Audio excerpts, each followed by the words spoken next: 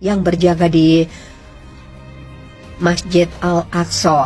Di luar dugaan, di tengah konflik panas Rusia-Ukraina, seorang ulama muslim Rusia yang terkemuka dan orang dekat Kadyrov mengirimkan pasukan bersenjata untuk turun gunung ke Masjid Al-Aqsa di Palestina untuk membasmi para tentara kejam Zionis yang kadang seenaknya menembak dan melukai para jemaah dari Palestina yang mau melakukan ibadah.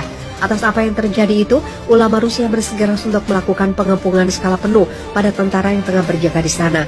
Kami akan melawan siapapun yang mengganggu kedamaian saat saudara muslim saya melakukan ibadah. Sementara itu, Wakil Pertama Departemen Urusan Muslim Rusia sekaligus Rektor Universitas Islam Moskow, Damir Zinurovic Kairetdinov menegaskan Persatuan Negara Muslim untuk melawan konspirasi rezim Zionis Israel.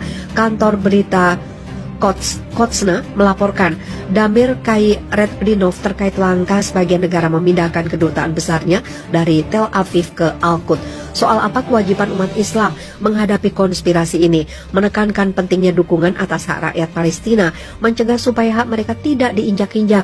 Rektor Universitas Islam Moskow itu menjelaskan keputusan mendasar PBB terkait Palestina harus direalisasikan dan setiap upaya yang mengganggu perdamaian dan stabilitas di kawasan itu harus dikecam dan dibasmi.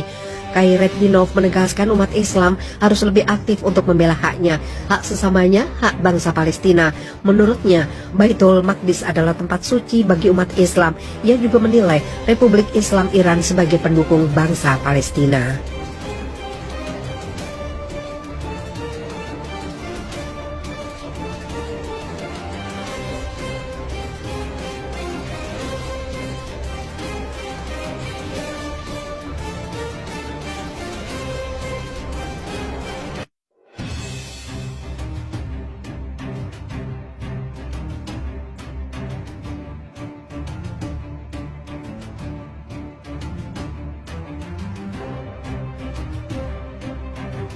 Pakar Zionis Israel di ambang keruntuhan.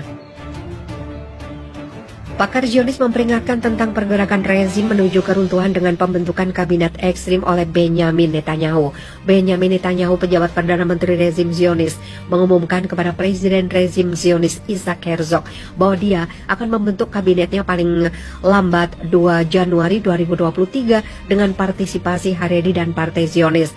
Pakar politik Israel menilai kabinet baru rezim Zionis yang akan mulai menjabat setelah 5 tahun kebuntuan politik sebagai salah satu kabinet paling radikal dan korup dalam sejarah rezim agresi ini yang akan meningkatkan intensitas keruntuhannya.